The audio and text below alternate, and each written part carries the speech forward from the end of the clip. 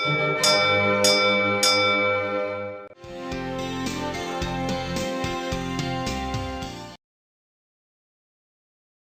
Dear students, welcome back to the world of web.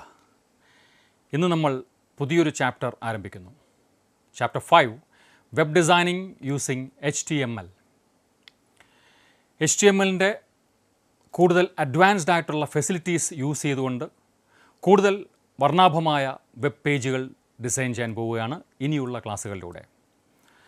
നിങ്ങൾ നിങ്ങളുടേതായ വെബ്സൈറ്റുകൾ നിർമ്മിക്കുന്നതിനുള്ള ചില നടപടികൾ തുടങ്ങി വച്ചിട്ടുണ്ടായിരിക്കും. ചില വെബ് പേജുകളെങ്കിലുമൊക്കെ നിങ്ങൾ തയ്യാറാക്കിയിട്ടുണ്ടാവും. ഈ ഒരു സെക്ഷൻ കഴിയുമ്പോഴത്തേനും, അതായത് 1-2 ചാപ്റ്റേഴ്സ് കൂടി കഴിയുമ്പോൾ, നമ്മൾ തയ്യാറാക്കിയിരിക്കുന്ന വെബ് പേജുകളെ കളക്ട് ചെയ്തുകൊണ്ട് ഒരു വെബ്സൈറ്റിൻ്റെ രൂപത്തിൽ ഇൻ്റർനെറ്റിൽ അപ്ലോഡ് ചെയ്യുന്നത് എങ്ങനെ എന്ന് നമ്മൾ കാണും. ആ സമയത്ത് നിങ്ങളുടെ കയ്യിൽ നിങ്ങൾ ഡിസൈൻ ചെയ്ത വെബ് പേജുകളെല്ലാം തയ്യാറാക്കി വെച്ചേക്കുക. അതിനെ അപ്ലോഡ് ചെയ്യാനുള്ള കാര്യങ്ങൾ നമുക്ക് ഡിസ്കസ് ചെയ്യും. ഓക്കെ, അപ്പോൾ കൂടുതൽ ഭംഗിയുള്ള വെബ് പേജുകൾ തയ്യാറാക്കാനാണ് ഇനിയുള്ള നമ്മുടെ ശ്രമം. വെബ് പേജുകളെക്കുറിച്ച് പറഞ്ഞപ്പോൾ നമ്മൾ സൂചിപ്പിച്ചു, ടെക്സ്റ്റ് പ്ലേസ് ചെയ്യുന്നത്, ടെക്സ്റ്റ് അറേഞ്ച് ചെയ്യുന്നത് എപ്പോഴും ഇങ്ങനെ സ്റ്റേറ്റ്മെൻറ്റ് ബൈ സ്റ്റേറ്റ്മെൻ്റ് ആയിട്ട് അല്ലെങ്കിൽ പാരഗ്രാഫ്സ് ആയിട്ടാകണമെന്നില്ല. ലിസ്റ്റിൻ്റെ രൂപത്തിൽ ടെക്സ്റ്റുകൾ തയ്യാറാക്കുന്നുണ്ട്. ലിസ്റ്റിൻ്റെ രൂപത്തിൽ ടെക്സ്റ്റ് നമ്മൾ പ്രസൻറ്റ് ചെയ്യാറുണ്ട്.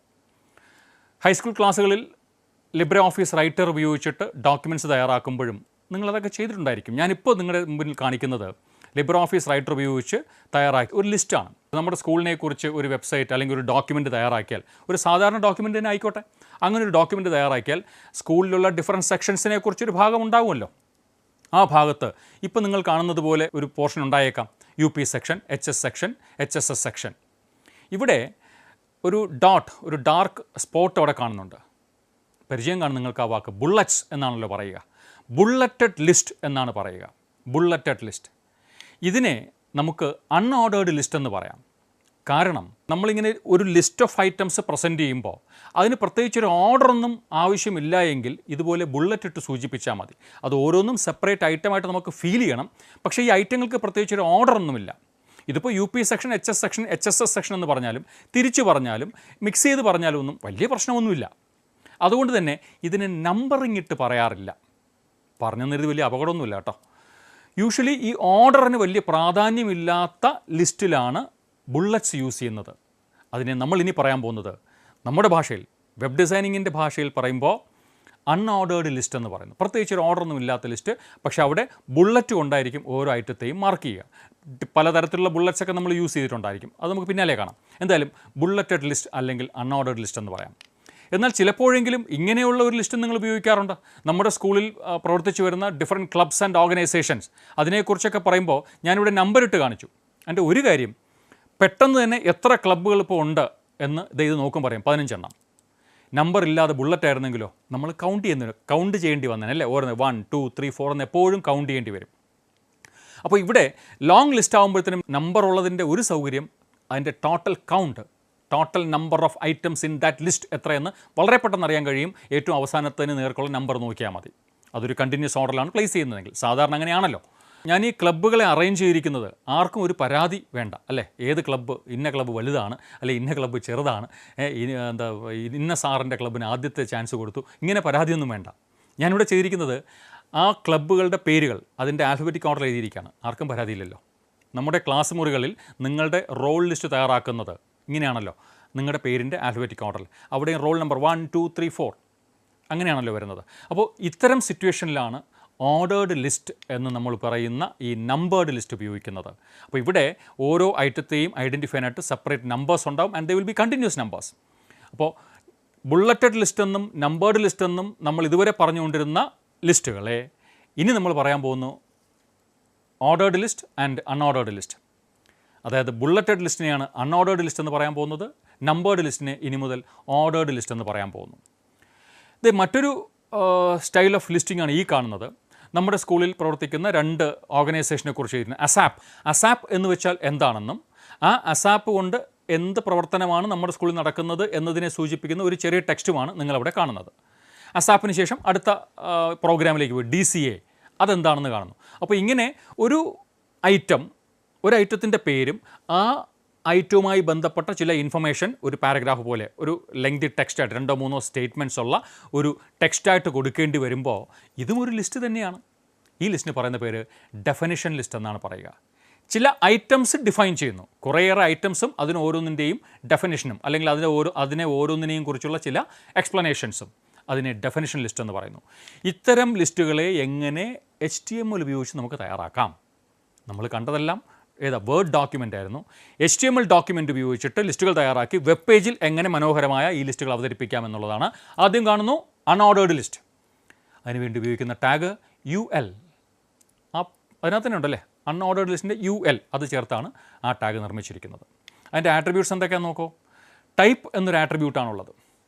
ഇതുകൊണ്ട് ഉദ്ദേശിക്കുന്നത് ഈ ബുള്ളറ്റിൻ്റെ ഷേപ്പ് എന്താകണം എന്ന് തീരുമാനിക്കുന്നതിനാണ് ടൈപ്പ് ആട്രിബ്യൂട്ട് ഉപയോഗിക്കുന്നത്. നമ്മൾ നേരത്തെ ഒരെണ്ണം കണ്ടല്ലോ, ബ്ലാക്ക് സ്പോട്ട് പോലെ, അതിനെ ഡിസ്ക് എന്ന പേരിലാണ് അറിയപ്പെടുന്നത്. ആ ടൈപ്പ് ഓഫ് ബുള്ളറ്റ് അറിയപ്പെടുന്നത് ഡിസ്ക് എന്നാണ്. ഡിസ്കിന് പകരം സർക്കിൾ ഉപയോഗിക്കാം, അതുമല്ലെങ്കിൽ ഫിൽഡ് സ്ക്വയേഴ്സ് ഉപയോഗിക്കാം. ഇത് മൂന്നുമാണ് സാധാരണഗതിയിൽ ടൈപ്പ് എന്ന ആട്രിബ്യൂട്ടിൻ്റെ വാല്യൂസായിട്ട് ഉപയോഗിക്കുന്നത്. എവിടെ? UL ടാഗിനൊപ്പം. ഇനി UL ടാഗ് ഉള്ളത് കൊണ്ട് മാത്രം ഒരു അൺഓർഡേർഡ് ലിസ്റ്റ് ഉണ്ടാവില്ല. ഒരു അൺഓർഡേർഡ് ലിസ്റ്റ് തയ്യാറാക്കാൻ UL ടാഗ് വേണം. ആ ടാഗിനുള്ളിൽ അതൊരു കണ്ടെയ്നർ ടാഗ് കൂടിയാണേ. UL ടാഗ് ഒരു കണ്ടെയ്നർ ടാഗാണ്. അപ്പോൾ ആ ഓപ്പണിംഗ് ടാഗിനും ക്ലോസിംഗ് ടാഗിനും ഇടയിൽ ഈ ഐറ്റംസ് ഓരോന്ന് സ്പെസിഫൈ ചെയ്യും. ആ ഐറ്റംസ് സ്പെസിഫൈ ചെയ്യാൻ ഒരു പ്രത്യേക ടാഗ് വേണം. That is LI, list item. അതാണ് LI. ആ ലിസ്റ്റിനകത്തുള്ള ഓരോ ഐറ്റത്തെയും സൂചിപ്പിക്കാൻ LI എന്ന ടാഗ് ഉപയോഗിക്കുന്നു. അതും ഒരു കണ്ടെയ്നർ ടാഗാണ്. ഓപ്പണിംഗ് ടാഗിനും ക്ലോസിംഗ് ടാഗിനും ഇടയ്ക്ക് എന്താണോ എഴുതുന്നത് that will be an item in that list. Right? നമുക്കൊരു കോഡ് നോക്കാം. ഒരു സിമ്പിൾ, ഞാൻ നേരത്തെ കാണിച്ച ആ വേർഡ് ഡോക്യുമെൻറ്റിൽ കാണിച്ച അതേ ടെക്സ്റ്റ് ഒരു ലിസ്റ്റായിട്ട് കിട്ടാൻ എങ്ങനെ UP section, HS section, HSS section എന്ന് കിട്ടാൻ വേണ്ടി ഉപയോഗിച്ചിട്ടുള്ള ഒരു HTML ഡോക്യുമെൻ്റാണ്. കണ്ടില്ലേ? ആ ഐറ്റങ്ങളെല്ലാം കൂടി UL ടാഗിനകത്തിട്ടു. UL ടാഗിനുള്ളിൽ ഓരോ ഐറ്റത്തെയും സ്പെസിഫൈ ചെയ്യാൻ LI ടാഗും ഉപയോഗിച്ചു. സിമ്പിൾ. ഔട്ട്പുട്ട് കാണുന്നുണ്ടല്ലോ. കണ്ടില്ലേ ബുള്ളറ്റ്സ് വന്നിരിക്കുന്നത്? ഓരോ ഐറ്റത്തിൻ്റെയും നേർക്ക് ബുള്ളറ്റ്സ് വന്നു. ഈ ബുള്ളറ്റാണ് ഡിസ്ക് എന്ന് അറിയപ്പെടുന്നത്. ഓർഡേർഡ് ലിസ്റ്റിലേക്ക് നമ്മൾ പോകുന്നു. ഓർഡേർഡ് ലിസ്റ്റ് എന്തായിരിക്കും ടാഗ്? നിങ്ങൾക്ക് തന്നെ ഇപ്പോൾ കിട്ടി കാണും. OL എന്ന ടാഗാണ് ഓർഡേർഡ് ലിസ്റ്റ് ക്രിയേറ്റ് ചെയ്യാൻ വേണ്ടി ഉപയോഗിക്കുന്നത്. ഇതിനും ആട്രിബ്യൂട്ടുണ്ട്. നേരത്തെ പോലെ ടൈപ്പ് എന്നൊരു ആട്രിബ്യൂട്ടുണ്ട്. ഈ ടൈപ്പ് ആട്രിബ്യൂട്ടിന് കൊടുക്കുന്ന വാല്യൂസ് എന്ന് പറയുന്നത് ശ്രദ്ധിച്ചോളൂ. ഇംഗ്ലീഷ് ലെറ്റേഴ്സാണ് കൊടുത്തിരിക്കുന്നത്. സ്മോൾ ലെറ്റർ I കൊടുക്കാം, ക്യാപിറ്റൽ ലെറ്റർ I കൊടുക്കാം, small letter A, capital letter A. ഇതെന്തിനാണെന്ന് ചോദിച്ചു കഴിഞ്ഞാൽ നമ്പർ ഇടുന്നത് സാധാരണഗതിയിൽ 1, 2, 3, 4 നമ്മുടെ നോർമൽ ന്യൂമറൽ ഉപയോഗിച്ചിട്ടാണ് ചെയ്യുന്നത് അല്ലേ. പക്ഷേ ചിലപ്പോഴെങ്കിലും ഈ നമ്പറിങ്ങിന് റോമൻ ലെറ്റേഴ്സ് ഉപയോഗിക്കാറില്ലേ? റോമൻ ലെറ്ററിൻ്റെ 1 ഐയുടെ ഷേപ്പിലല്ലേ ഇരിക്കുന്നത്? അത് തന്നെ അപ്പർ കേസ് ഐ ഉണ്ട് അല്ലേ. ക്യാപിറ്റൽ റോമൻ ലെറ്റേഴ്സും സ്മോൾ റോമൻ ലെറ്റേഴ്സും ഉപയോഗിക്കാറുണ്ട് നമ്പറിങ്ങിന് വേണ്ടി. 2 ഐ ഇടുമ്പോഴത്തേനും ദാറ്റ് സ്റ്റാൻഡ്സ് ഫോർ 2, ഐയും വിയും കൂടെ ചേർന്ന് വരുമ്പോൾ 4. ഓർമ്മയുണ്ടല്ലോ അല്ലേ? അങ്ങനെയുള്ള റോമൻ നമ്പേഴ്സിൽ ഈ ലിസ്റ്റ് ഡിസ്പ്ലേഡ് ആകണമെങ്കിൽ ടൈപ്പ് ഈക്വൽസ് സ്മോൾ I എന്ന് കൊടുക്കണം. അപ്പർ കേസ് റോമൻ ലെറ്ററിലാണ് നമ്പേഴ്സ് വേണ്ടതെങ്കിൽ ടൈപ്പ് ഈക്വൽസ് ക്യാപിറ്റൽ I എന്ന് കൊടുക്കണം. ഇനി ചിലപ്പോഴെങ്കിലും നമ്പറിങ്ങിൻ്റെ സ്ഥാനത്ത് ABCD ഇട്ട് പറയാറുണ്ടല്ലോ അല്ലേ. ആ ഐറ്റംസിന് ഓരോന്നും ABCD ഇട്ട് പറയാറുമുണ്ട്. അപ്പോൾ അത്തരം സിറ്റുവേഷനിലാണ് സ്മോൾ കേസ് ABCD ആണ് വേണ്ടതെങ്കിൽ ടൈപ്പ് ഈക്വൽസ് A എന്ന ലെറ്റർ ഉപയോഗിക്കുക. അപ്പർ കേസ് ABCD ആണ് വേണ്ടതെങ്കിൽ type equals capital letter A ഉപയോഗിക്കുക. ക്ലിയർ? മറ്റൊരു ആട്രിബ്യൂട്ട് കൂടിയുണ്ട്, സ്റ്റാർട്ട്. സ്റ്റാർട്ട് എന്ന ആട്രിബ്യൂട്ടിൽ കൊടുക്കുന്നത് ഒരു ന്യൂമറിക്കൽ വാല്യൂ തന്നെയാണ്. നിങ്ങൾ ടൈപ്പിൻ്റെ വാല്യൂ ആയിട്ട് ഈ കാണുന്നതിൽ ഏതുപയോഗിച്ചാലും സ്റ്റാർട്ടിൻ്റെ വാല്യൂ ഒരു നമ്പർ തന്നെ ആയിരിക്കണം. എന്താ അതിൻ്റെ ഇഫക്റ്റ് എന്നുള്ളത് ഞാൻ കാണിച്ചു തരാം. ഒരു കോഡ് എഴുതി കാണിച്ചു തരാം. ഇതിനകത്തും തീർച്ചയായിട്ടും LI ടാഗ് വേണം. എന്തിനാ? ഈ ലിസ്റ്റിനകത്തുള്ള ഓരോ ഐറ്റവും സൂചിപ്പിക്കാൻ LI ടാഗ്. അപ്പോൾ ഒരു കാര്യം ഓർക്കുക, UL ടാഗ് ഉപയോഗിച്ചാലും OL ടാഗ് ഉപയോഗിച്ചാലും ആ ലിസ്റ്റിനകത്ത് വരുന്ന ഓരോ ഐറ്റത്തെയും സ്പെസിഫൈ ചെയ്യാൻ എന്ത് വേണം? LI ടാഗ് തന്നെ വേണം. ഓക്കെ, ഒരു കോഡ് നമ്മൾ കാണുന്നു. നേരത്തെ കണ്ട അതേ കോഡ്. ഏതാ? UP section, HS section, HSS section. ഇവിടെ കണ്ടില്ലേ ആ LI അതുപോലെ തന്നെയുണ്ട്. നേരത്തെ എടുത്ത സെയിം കോഡ്. ആകെയുള്ള വ്യത്യാസം ULന് പകരം OL കൊടുത്തു. എന്താ ഔട്ട്പുട്ടിൽ വരുന്ന വ്യത്യാസം? കണ്ടില്ലേ? ബുള്ളറ്റ്സിൻ്റെ സ്ഥാനത്ത് നമ്പേഴ്സ് വന്നു. നമ്പർ ഏത് സ്റ്റൈലെന്നൊന്നും നമ്മൾ പറഞ്ഞില്ല, ടൈപ്പ് എന്ന ആട്രിബ്യൂട്ട് ഉപയോഗിച്ചിട്ടില്ല. അത്തരം സാഹചര്യങ്ങളിൽ നമ്മൾ സാധാരണ ഉപയോഗിക്കുന്ന 1 2 3 4 എന്ന നിലയിൽ തന്നെ നമ്പേഴ്സ് വന്നുകൊള്ളും. ക്ലിയർ? ഇതിൽ ഞാൻ ചെറിയൊരു മോഡിഫിക്കേഷൻ വരുത്താണ്. കണ്ടോ, OL ടാഗിനോടൊപ്പം 2 ആട്രിബ്യൂട്ട്സ് ഉപയോഗിച്ചു. അണ്ടർലൈൻ ചെയ്തിരിക്കുന്ന ഭാഗം ശ്രദ്ധിച്ചോളൂ. ടൈപ്പ് ഈക്വൽസ് A എന്നും സ്റ്റാർട്ട് ഈക്വൽസ് 4 എന്നും കൊടുത്തു. പ്രത്യേകം ശ്രദ്ധിക്കുക, ടൈപ്പ് ഈക്വൽസ് എയും സ്റ്റാർട്ട് ഈക്വൽസ് 4ഉം. ഔട്ട്പുട്ട് ഒന്ന് ഗസ് ചെയ്യാമോ നിങ്ങൾക്ക്? ഒന്ന് ഓർത്തു നോക്കൂ. ഇതാ ഇങ്ങനെ തന്നെയാണെങ്കിൽ നിങ്ങളുടെ ഗസ്സിങ് വളരെ കറക്റ്റാണ്, നിങ്ങൾക്ക് കാര്യം വളരെ കൃത്യമായിട്ട് മനസ്സിലാക്കിയെന്നാണ് ഞാൻ കരുതുന്നത്. കണ്ടില്ലേ, DEFലാണ് തുടങ്ങിയിരിക്കുന്നത്. അപ്പോൾ ഇംഗ്ലീഷ് ആൽഫബറ്റിലെ ലോവർ കേസ് ലെറ്റേഴ്സാണ് നമ്പറിങ്ങിന് വേണ്ടി ഉപയോഗിക്കേണ്ടത് എന്ന് നമ്മൾ പറഞ്ഞു. എവിടെ? ടൈപ്പ് ഈക്വൽസ് A എന്ന് കൊടുത്തതിലൂടെ. അതിൽ 4ാമത്തെ അക്ഷരം തൊട്ടാണ് തുടങ്ങേണ്ടത് എന്നതാണ് എവിടെ സൂചിപ്പിച്ചത്? സ്റ്റാർട്ട് ഈക്വൽസ് 4ൽ പറഞ്ഞത്. അപ്പോൾ ഇംഗ്ലീഷ് ആൽഫബറ്റിലെ ലോവർ കേസിൽ പെടുന്ന 4ാമത്തെ അക്ഷരം തൊട്ട് നമ്പറിംഗ് സ്റ്റാർട്ട് ചെയ്യണം എന്നാണ് ഇവിടെ OL ടാഗിലൂടെ നമ്മൾ സ്പെസിഫൈ ചെയ്തിരിക്കുന്നത്. അതിനനുസരിച്ചുള്ള ഔട്ട്പുട്ടാണ് നമ്മളിപ്പോൾ കാണുന്നത്. ക്ലിയർ? ഞാൻ ഒരു കോഡ് കൂടി കാണിക്കാം. OL start equals 5. ടൈപ്പ് ഉപയോഗിച്ചിട്ടില്ല, സ്റ്റാർട്ട് 5 കൊടുത്തു. എന്തായിരിക്കും? ഗസ് ചെയ്യാവോ? യെസ്, നിങ്ങൾ ഉദ്ദേശിച്ചത് തന്നെയാണ്. ഇതേ കണ്ടല്ലോ, യൂഷ്വൽ നമ്പറിംഗ് വന്നു. നമ്മൾ ഉപയോഗിക്കാറുള്ള സാധാരണ മാത്തമാറ്റിക്കൽ ന്യൂമറൽസ് തന്നെ വന്നു. 5 6 7 സ്റ്റാർട്ടിംഗ് നമ്പർ 5 കൊടുത്തു. നോർമലി അടുത്തത് 6 7 തന്നെ വരുമല്ലോ. മറ്റൊരു ടാഗിലേക്ക് പോകുന്നു. സോറി, ഇനിയൊരു ലിസ്റ്റ് അവശേഷിക്കുന്നുണ്ടല്ലോ. Definition list. അതിനുവേണ്ടി ഉപയോഗിക്കുന്നത്, യെസ്, നിങ്ങൾ ഗസ് ചെയ്ത് തന്നെയാണ്, DL ഡെഫിനിഷൻ ലിസ്റ്റ്. DL ടാഗാണ് ഡെഫിനിഷൻ ലിസ്റ്റ് ക്രിയേറ്റ് ചെയ്യാൻ വേണ്ടി ഉപയോഗിക്കുന്നത്. ഇതിനുള്ളിൽ ഈ ലിസ്റ്റിൽ 2 കാര്യങ്ങൾ ഉണ്ടെന്ന് നമ്മൾ നേരത്തെ കണ്ടു. ഏതാ? ഒരു ഐറ്റവും ഉണ്ടാവും, ആ ഐറ്റത്തിൻ്റെ ഡിസ്ക്രിപ്ഷനും ഉണ്ടാവും. ഈ ലിസ്റ്റിൽ ഉൾപ്പെടുന്ന ഒരു ഐറ്റവും ആ ഐറ്റത്തിൻ്റെ ഡെഫിനിഷൻ എന്ന നിലയിലോ എക്സ്പ്ലനേഷൻ എന്ന നിലയിലോ ഉള്ള ഒരു ഡിസ്ക്രിപ്ഷൻ പാർട്ട് ഉണ്ടാവും. അപ്പോൾ സ്വാഭാവികമായിട്ടും 2 ടാഗ് വേണമേ. നേരത്തെ LI എന്നൊരു ടാഗാണ് ഉപയോഗിച്ചതെങ്കിൽ ഇവിടെ DLനുള്ളിൽ ഓരോ ഐറ്റവും സ്പെസിഫൈ ചെയ്യാൻ DT ഡേറ്റ ടൈറ്റിൽ. കുറേ ഡേറ്റയുടെ ഡെഫിനിഷൻസ് എന്നാണ് വൈപ്പ്. അപ്പോൾ അതുകൊണ്ട് തന്നെ ഈ ഡേറ്റയ്ക്ക് കൊടുക്കുന്ന ടൈറ്റിൽ എന്താണ്? നേരത്തെ എക്സാമ്പിൾ വെച്ചാണെങ്കിൽ അസാപ്പ് അതൊരു ഡേറ്റയുടെ ടൈറ്റിലായിരുന്നു. പിന്നെ DCA അതും DTയോടൊപ്പം കൊടുക്കാവുന്നതാണ്. അപ്പോൾ DT ഉപയോഗിക്കുന്നത് ആ ലിസ്റ്റിനകത്തുള്ള ഓരോ ഐറ്റവും സൂചിപ്പിക്കാൻ. അതിന് പ്രത്യേകിച്ച് ആട്രിബ്യൂട്ട്സ് ഒന്നുമില്ല. ഇനി അതിൻ്റെ ഡിസ്ക്രിപ്ഷൻ പറയാൻ മറ്റൊരു ടാഗ് ഉപയോഗിക്കണം, DD ഡേറ്റ ഡിസ്ക്രിപ്ഷൻ. അതിനകത്തുണ്ട് DD ഡേറ്റയുടെ ഡിസ്ക്രിപ്ഷനാണ് പറയുന്നത്. അതിന് വേണ്ടിയിട്ട് ഉപയോഗിക്കുന്നത് DD. ഓക്കെ, ഇത് ഉപയോഗിച്ചുള്ളൊരു കോഡ് നോക്കാം. കണ്ടില്ലേ, DL ടാഗ് ഉപയോഗിച്ചു. അപ്പോൾ ഡെഫിനിഷൻ ലിസ്റ്റ് കിട്ടണമെങ്കിൽ DL tag is A must. അതാണിപ്പോൾ ഞാൻ സർക്കിൾ ചെയ്ത് കാണിക്കുന്നത്. നിങ്ങൾ സ്ക്രീനിൽ ശ്രദ്ധിച്ചാൽ മനസ്സിലാവും. DL ടാഗ് ഉപയോഗിച്ചു. കണ്ടില്ലേ, ഓപ്പണിങ്ങും ക്ലോസിങ്ങും. അതിനുള്ളിൽ കണ്ടോ 2 ഐറ്റംസാണ് പറഞ്ഞത്, അസാപ്പും DCAയും. ഇത് രണ്ടും പറയാൻ വേണ്ടി ഞാൻ ഉപയോഗപ്പെടുത്തിയിരിക്കുന്നത് DT എന്ന ടാഗാണ്. DT എന്ന ടാഗ് ഉപയോഗിച്ച് ഈ ലിസ്റ്റിനകത്ത് ഉൾക്കൊള്ളിക്കേണ്ട 2 ഡേറ്റയുടെ ടൈറ്റിലും പറഞ്ഞു, 2 ഐറ്റംസും പറഞ്ഞു. ഇനി എന്താ വേണ്ടത്? ആ ഓരോന്നിൻ്റെയും ഡിസ്ക്രിപ്ഷൻ അത് DD എന്ന കണ്ടെയ്നർ ടാഗിനുള്ളിൽ കൊടുക്കണം. അപ്പോൾ ഓരോ DTക്ക് ശേഷവും DD ആണ് പറയേണ്ടത്. മനസ്സിലായല്ലോ? ഒരു ഡേറ്റയുടെ ടൈറ്റിൽ പറയുന്നു, ഡിസ്ക്രിപ്ഷൻ കൊടുക്കുന്നു. അടുത്ത ഡേറ്റ പറയുന്നു, ഡിസ്ക്രൈബ് ചെയ്യുന്നു. അപ്പോൾ DT DD DT DD ആ നിലയിൽ വേണം DL ടാഗിനുള്ളിൽ കോണ്ടൻറ്റ് ഫിക്സ് ചെയ്യേണ്ടത്. കോഡ് ക്ലിയർ ആണല്ലോ? ഔട്ട്പുട്ട് എടുത്ത് നോക്കാം. കണ്ടില്ലേ, നമ്മൾ നേരത്തെ തയ്യാറാക്കി വെച്ചിരുന്ന അതേ രീതിയിൽ തന്നെ മനോഹരമായ ഔട്ട്പുട്ട് കിട്ടിയിരിക്കുന്നു. This is definition list. Clear? മറ്റൊരു ലിസ്റ്റ്. ഇതുവരെ നമ്മൾ കോഡ് എഴുതിയിട്ട് ഞാൻ ഔട്ട്പുട്ട് കാണിക്കുകയായിരുന്നു. ഞാനൊരു ഔട്ട്പുട്ടാണ് ഇപ്പോൾ കാണിക്കുന്നത്. പരീക്ഷയ്ക്ക് ഈ ഭാഗത്തുനിന്ന് ഒരു ചോദ്യം വരാനുള്ള ചാൻസ് വളരെ വളരെ വളരെയേറെയാണ്. അവിടെ തരുന്നത് നിങ്ങൾക്കൊരു ലിസ്റ്റ് തരും, ഒരു ഔട്ട്പുട്ട്. ഇപ്പോൾ നിങ്ങൾ സ്ക്രീനിൽ കാണുന്നത് പോലെയുള്ള ഒരു ഔട്ട്പുട്ട് തരും.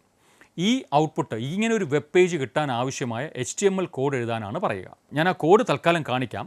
അപ്പോൾ ഇവിടെ നമുക്ക് ഔട്ട്പുട്ടിൽ നിന്നാണ് നമ്മൾ ആക്ച്വൽ കോഡിലേക്ക് പോകുന്നത്. ശ്രദ്ധിച്ചോളണേ, സ്ക്രീൻ വളരെ നന്നായിട്ട് ശ്രദ്ധിക്കുക. ദാ ആദ്യമേ തന്നെ ഈ ലിസ്റ്റിൽ നമുക്ക് ഹൈലൈറ്റ് ആയിട്ട് കാണുന്നത് ബുള്ളറ്റ്സ് ആണല്ലേ. UP section, HS section, HSS section, ആ 3 ഐറ്റംസും ബുള്ളറ്റിൽ കാണിച്ചിരിക്കുന്നു. HS സെക്ഷൻ്റെ കീഴിൽ 2 ബുള്ളറ്റ്സ് കൂടി കാണുന്നുണ്ട്.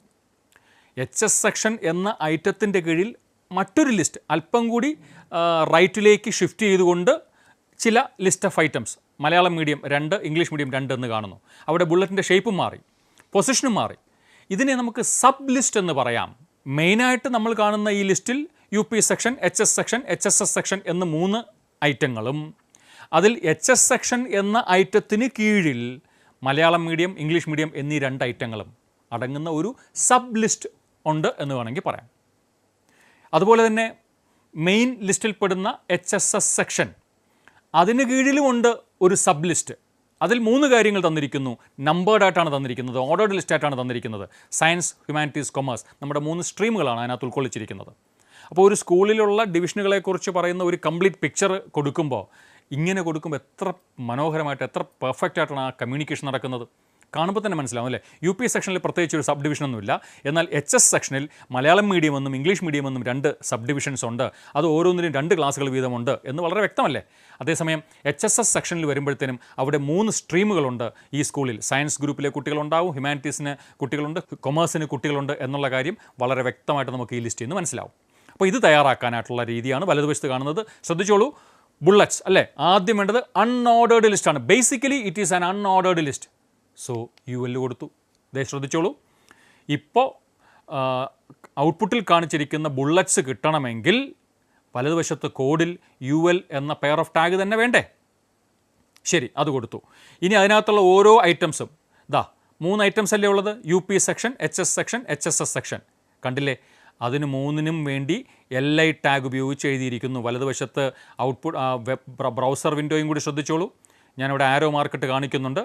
ഇപ്പോൾ ഇടതുവശത്ത് കാണുന്ന കോഡിന് കറസ്പോണ്ടിങ് ആയിട്ടുള്ള ഔട്ട്പുട്ടാണ് വലതുവശത്ത് ബ്രൗസർ വിൻഡോയിൽ നിങ്ങൾ കാണുന്നത്. ആ 3 ഐറ്റംസും കാണുന്നുണ്ടല്ലേ. ഇനി ശ്രദ്ധിച്ചോളണം, HS സെക്ഷൻ ഇപ്പോൾ നമ്മൾ ഹൈലൈറ്റ് ചെയ്യുന്ന ലിസ്റ്റിലെ 2ാമത്തെ ഐറ്റമായ HS സെക്ഷന് കീഴിൽ മറ്റൊരു അൺഓർഡേർഡ് ലിസ്റ്റ് ഉണ്ട്. ഇതാ കണ്ടോളൂ, കണ്ടില്ലേ, അവിടെ ബുള്ളറ്റ്സ് ആയിട്ട് ഉപയോഗിച്ചിരിക്കുന്നത് സർക്കിളാണ്. അപ്പോൾ 2 ഐറ്റംസ് ഉള്ള ഒരു പ്രത്യേകം ലിസ്റ്റ്, ഒരു സബ് ലിസ്റ്റ്. അങ്ങനെ ഒരു ലിസ്റ്റ് കിട്ടണമെങ്കിൽ വീണ്ടും UL ടാഗ് വേണം അല്ലേ. ഒരു ലിസ്റ്റ് ഉണ്ടാകണമെങ്കിൽ എപ്പോഴും അത് അൺഓർഡേർഡ് ലിസ്റ്റ് ആണെങ്കിൽ UL ടാഗിനുള്ളിൽ മാത്രമേ ഉണ്ടാവുകയുള്ളൂ. അപ്പോൾ ഇപ്പോൾ നമ്മൾ ഹൈലൈറ്റ് ചെയ്ത് കാണിക്കുന്ന ആ sub list, Malayalam medium, English medium എന്നുള്ള ആ സബ് ലിസ്റ്റ് കിട്ടണമെങ്കിൽ പ്രത്യേകം UL ടാഗ് സെറ്റ് ഉപയോഗിക്കണം. അതാണ് നിങ്ങൾ വലതുവശത്ത് സർക്കിൾ ചെയ്ത് കാണുന്നത്. അപ്പോൾ ആ ലിസ്റ്റിൽ എത്ര ഐറ്റംസാണ് ഉള്ളത്? 2 ഐറ്റം അല്ലേ. ഇവിടെ ഞാൻ ടൈപ്പൊന്നും കൊടുത്തില്ല, കണ്ടോ. UL ടാഗ് എന്ന് മാത്രമേ പറഞ്ഞുള്ളൂ, ടൈപ്പ് കൊടുത്തിട്ടില്ല. അപ്പോൾ സർക്കിൾ ഓട്ടോമാറ്റിക്കലി വന്നതാണ്. കോഡിൽ തെറ്റൊന്നുമില്ല കേട്ടോ.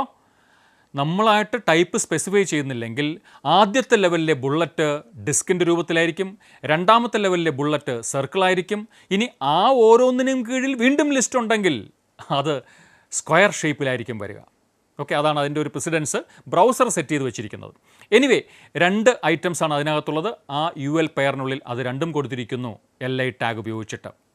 അപ്പോൾ ആ ആദ്യത്തെ സബ് ലിസ്റ്റ് ക്ലിയറായി. ഇനി എന്താ, മെയിൻ ലിസ്റ്റിലെ 3ാമത്തെ ഐറ്റമായ HSS സെക്ഷന് കീഴിൽ മറ്റൊരു ലിസ്റ്റ് തയ്യാറാക്കിയിരിക്കുന്നു. ഇത് പക്ഷേ ഒരു ഓർഡേർഡ് ലിസ്റ്റാണ്. 1, 2, 3 വെച്ചിട്ട് ചെയ്തിരിക്കുന്നു. നമ്പറിങ് അല്ലേ. അപ്പോൾ തീർച്ചയായിട്ടും എന്ത് വേണം?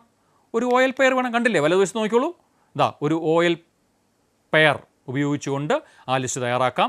അതിനുള്ളിൽ വരുന്ന 3 ഐറ്റത്തെയും LI ടാഗ് ഉപയോഗിച്ച് പറഞ്ഞു, പ്രശ്നം തീർന്നു. കണ്ടില്ലേ, ആ 3 ഐറ്റത്തിനും വേണ്ടി 3 LI ടാഗ് ഉപയോഗിച്ചു. ഇത്തരത്തിൽ നമുക്ക് കോഡ് തയ്യാറാക്കാം. ഇനി നമ്മൾ പരിചയപ്പെടാൻ പോകുന്നത് ഹൈപ്പർ ലിങ്കുകളെ സംബന്ധിച്ചാണ്. എന്താണ് ഹൈപ്പർ ലിങ്ക് എന്ന് പല പ്രാവശ്യം പറഞ്ഞു, ഞാൻ ഇനി ആവർത്തിക്കുന്നില്ല. ഒരു വെബ് പേജിൽ 4 തരം ഹൈപ്പർ ലിങ്കിങ് ആണ് ഉപയോഗിക്കാറുള്ളത്. ഒന്ന് ഇൻറ്റേർണൽ ലിങ്കിങ് എന്ന് പറയും. ഇൻറ്റേർണൽ ലിങ്കിങ് എന്നതുകൊണ്ട് ഉദ്ദേശിക്കുന്നത് ഒരു വെബ് പേജ്, വളരെ ലെങ്തി ആയിട്ടുള്ള ഒരു വെബ് പേജ് ആണെങ്കിൽ ആ പേജിൽ സ്ക്രീനിൽ കാണിക്കാൻ പറ്റുന്നതിനൊരു പരിധിയുണ്ടല്ലോ. ആ പേജിൻ്റെ കുറച്ച് ഭാഗമായിരിക്കും ബ്രൗസർ വിൻഡോയിൽ നമ്മൾ ഇനിഷ്യലി കാണുക. പിന്നെ സ്ക്രോൾ ചെയ്ത് പോകുമ്പോഴത്തേനും താഴേക്കെത്തും. പക്ഷേ സ്ക്രോൾ ചെയ്യാതെ ഇപ്പോൾ നമ്മൾ സ്ക്രീനിൽ കാണുന്ന ഭാഗത്തുള്ള ഏതെങ്കിലും ചില പ്രത്യേക ടെക്സ്റ്റിലോ ഏതെങ്കിലും ചില ഇമേജിലോ ക്ലിക്ക് ചെയ്യുമ്പോൾ അതേ പേജിൻ്റെ മറ്റേതോ ഭാഗത്തുള്ള ഒരു പോർഷൻ സ്ക്രീനിൽ ഡയറക്റ്റായിട്ട് വിസിബിൾ ആകണം. സ്ക്രോൾ ചെയ്ത് പോകാതെ നിലവിൽ നമ്മൾ കണ്ടുകൊണ്ടിരിക്കുന്ന ടെക്സ്റ്റിൻ്റെ അല്ലെങ്കിൽ ആ കോണ്ടൻറ്റിൻ്റെ ഏതെങ്കിലും ഒരു പ്രത്യേക ടെക്സ്റ്റിലോ ഇമേജിലോ ക്ലിക്ക് ചെയ്യുമ്പോൾ അതേ പേജിൻ്റെ മറ്റേതെങ്കിലും ഒരു ഭാഗം നമുക്ക് സ്ക്രീനിൽ വിസിബിൾ ആകണം.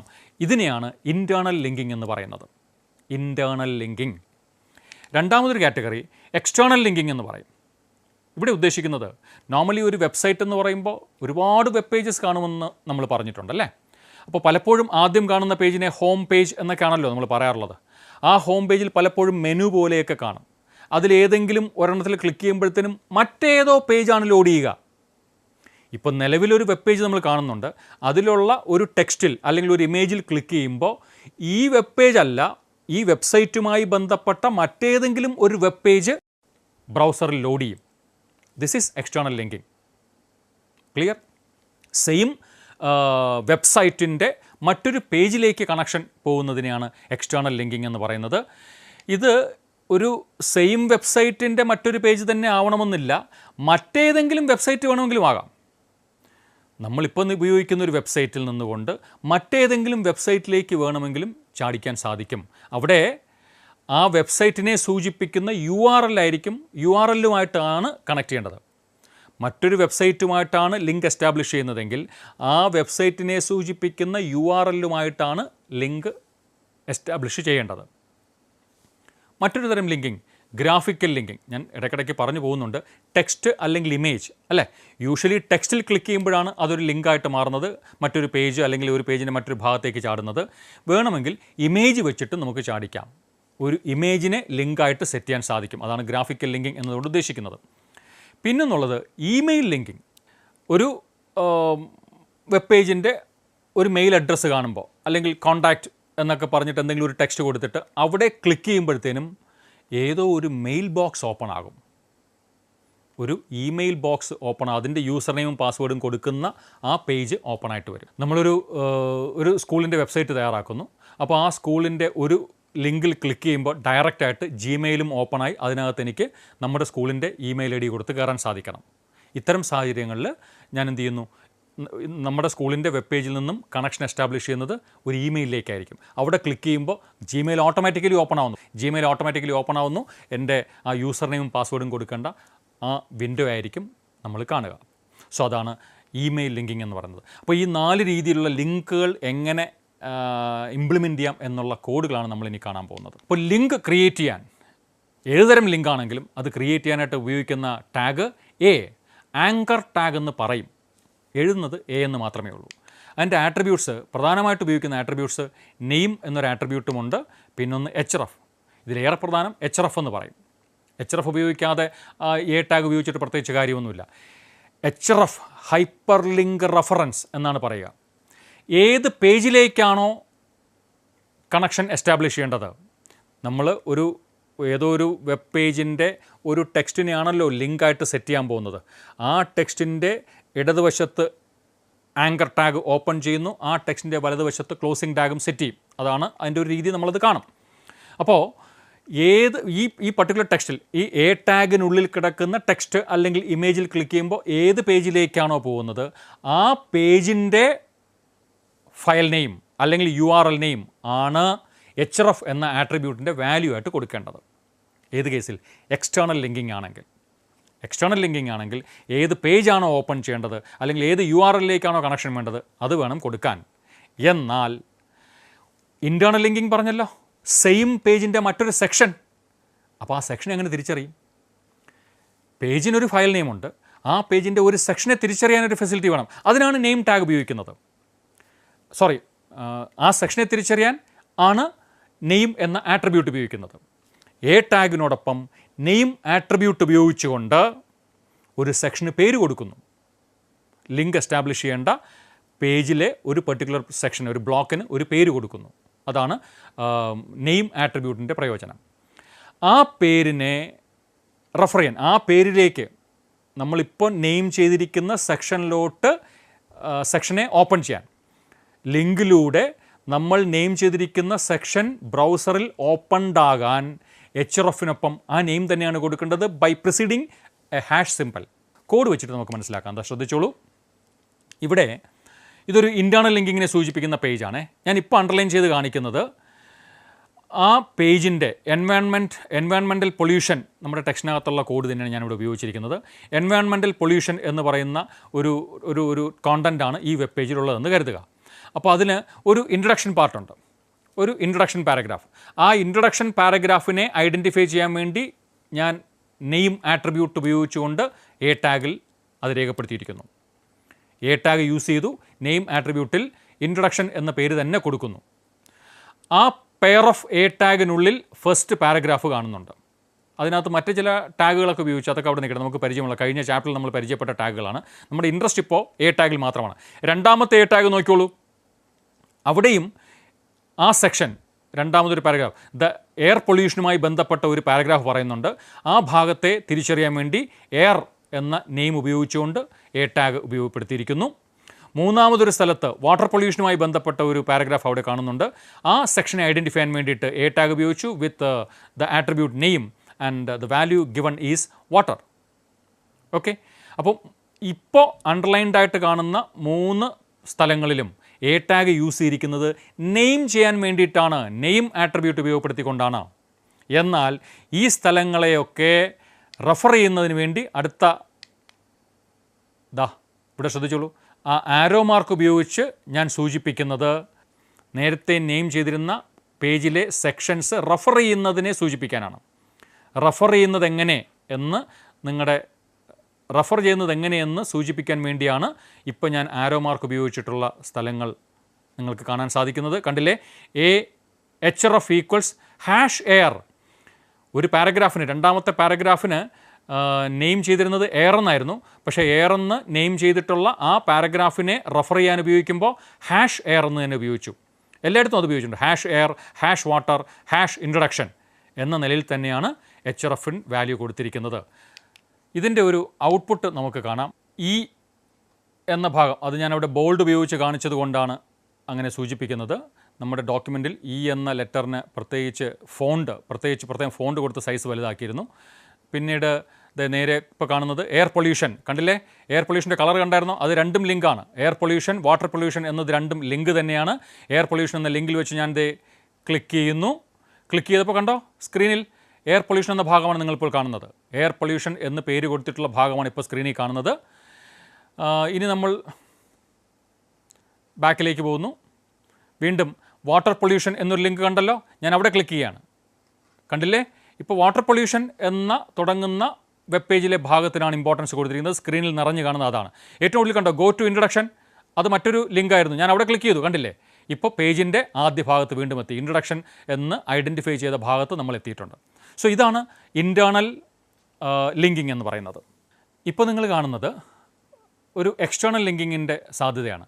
ഇവിടെ ഞാൻ href എന്ന ആട്രിബ്യൂട്ടിൽ കൊടുത്തിരിക്കുന്നത് ഹയർ സെക്കൻഡറി ഡയറക്ടറേറ്റിൻ്റെ ഒരു URL ആണ്. കണ്ടില്ലേ, http://www.dhsckerala.gov.in. ഈ HTML ഡോക്യുമെൻറ്റിനെ ബ്രൗസറിൽ ഓപ്പൺ ചെയ്താൽ എങ്ങനെയിരിക്കും, അവിടെ ലിങ്കിൽ ക്ലിക്ക് ചെയ്താൽ എന്താ സംഭവിക്കുകയെന്ന് നമുക്കൊന്ന് നോക്കാം. മൈ സ്കൂൾ എന്നൊരു ടൈറ്റിൽ കൊടുത്തു, പിന്നെ കുറേ BR ടാഗ് കൊടുത്തു. കണ്ടില്ലേ, അതിൻ്റെ ഗ്യാപ്പാണ് കാണുന്നത്. ഞാൻ കണ്ടൻ്റ് ഒന്നും സൂചിപ്പിക്കുന്നില്ല, കുറേയേറെ BR ടാഗ് കൊടുത്തിട്ടുണ്ട്. കണ്ടില്ലേ, ഹയർ സെക്കൻഡറി എഡ്യൂക്കേഷൻ ലിങ്കാണ്. ഞാൻ ക്ലിക്ക് ചെയ്യുന്നു. ക്ലിക്ക് ചെയ്യുമ്പോൾ എന്താ സംഭവിക്കുന്നത് നോക്കുള്ളൂ.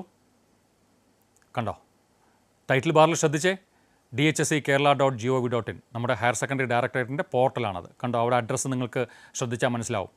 നേരിട്ട് നമ്മൾ അങ്ങോട്ടേക്ക് പോയിരിക്കുകയാണ്. ഇനി നമ്മൾ കാണുന്നത് ഇമെയിൽ ലിങ്കിങ്. എ ടാഗിനോടൊപ്പം hrefൻ്റെ വാല്യൂ ആയിട്ട് ശ്രദ്ധിച്ചോളൂ, മെയിൽ ടു എന്നൊരു ലേബൽ കൂടി കൊടുക്കും. മെയിൽ ടു ; അതിനുശേഷം കോഴ്സിനകത്ത് മെയിൽ അഡ്രസ്സ് കൊടുത്താൽ മതി. ഈ വെബ് പേജ് റൺ ചെയ്യുമ്പോൾ ഇതൊരു ലിങ്കായിട്ട് തന്നെ കാണും. ആ ലിങ്കിൽ, അതായത് ഈ എയ്ക്കും ഇതിനൊരു ക്ലോസിങ് എ ഉണ്ടല്ലോ, ആ ക്ലോസിങ് എയ്ക്കും ശ്രദ്ധിച്ചാൽ മനസ്സിലായി അല്ലേ. SCRT എന്ന വാക്കാണ് ഈ ആങ്കർ ടാഗിനുള്ളിൽ ടെക്സ്റ്റായിട്ട് ഞാൻ കൊടുത്തിരിക്കുന്നത്. ഈ HTML ഫയലിനെ ബ്രൗസറിൽ ഓപ്പൺ ചെയ്യുമ്പോൾ SCRT എന്ന ടെക്സ്റ്റ് ഒരു ലിങ്കായിട്ട് ആക്ട് ചെയ്യും. അവിടെ വെച്ച് ക്ലിക്ക് ചെയ്ത് കഴിഞ്ഞാൽ SCRTയുടെ മെയിൽ ബോക്സിലേക്ക് നമുക്ക് എത്താൻ സാധിക്കും. Okay, so that's about linking. So ഇന്നത്തെ ക്ലാസ്സിൽ നമ്മൾ 2 കാര്യങ്ങൾ, different types of list and different types of links, അത് വീണ്ടും നമ്മുടെ അസൈൻമെൻറ്റ് സ്റ്റാർട്ട് ചെയ്യുന്നു. പുതിയൊരു ടേബിൾ ആരംഭിക്കുകയാണ്. ഈ ടേബിളിൽ പഴയതുപോലെ കഴിഞ്ഞ ചാപ്റ്ററിൽ ചെയ്തതുപോലെ നമ്മൾ ഡിസ്കസ് ചെയ്തുകൊണ്ടിരിക്കുന്ന ടാഗുകൾ, അവയുടെ ഉപയോഗങ്ങൾ, അതുമായിട്ട് ബന്ധപ്പെട്ട ആട്രിബ്യൂട്ടുകൾ, ഓരോ ആട്രിബ്യൂട്ടിൻ്റെയും ഇഫക്റ്റ് എന്താണെന്നുള്ളത് 3-ാമത്തെ കോളത്തിൽ എഴുതി അതിങ്ങനെ അതിൻ്റെ എണ്ണം, അതിൻ്റെ ലൈൻസ് കൂട്ടിക്കൊണ്ടേയിരിക്കുക. ഏറ്റവും അവസാനം നമ്മളത് വീണ്ടും ഇവാലുവേഷന് വിധേയമാക്കും. Okay, all the best.